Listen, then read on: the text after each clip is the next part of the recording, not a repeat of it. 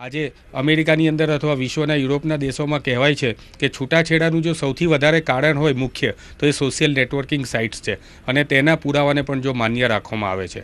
જો કાનૂનની દ્રષ્ટિએ social networking સાઇટના પુરાવાને માન્ય રાખવામાં આવતું હોય તો સોશિયલ નેટવર્કિંગ સાઇટ ઉપર વાંધાજનક લખાણ હોય તેના માટે સરકારની દરમિયાનગીરી અથવા તેનું દબાણ એ ખૂબ જ વ્યાજબી છે.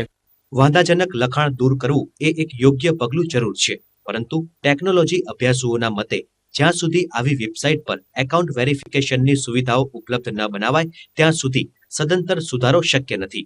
જેમ કે ફેસબુક કે ટ્વિટર જેવી સોશિયલ નેટવર્કિંગ વેબસાઇટ્સ પર વડાપ્રધાન મનમોહન સિંઘ કે કોંગ્રેસના યુવરાજ રાહુલ ગાંધીના નામે સેંકડો એકાઉન્ટ છે, પરંતુ તેમાંથી કયું એકાઉન્ટ અસલી કે કયું નકલી એ કોઈને ખબર નથી.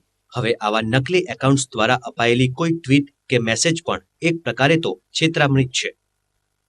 બેન્કિંગના કોઈપણ ટ્રાન્ઝેક્શન વખતે આ પ્રકારની verification system SBI, ICICI bank વગેરે પણ વેરિફિકેશનમાં ખૂબ જ સિક્યોરલી કામ કરી રહી છે.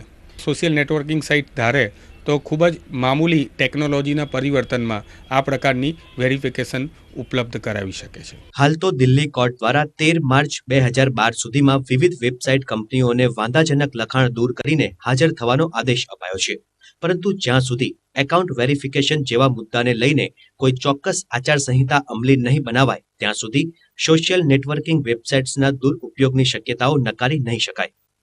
ઈટીવી સમાચાર, અમદાવાદ.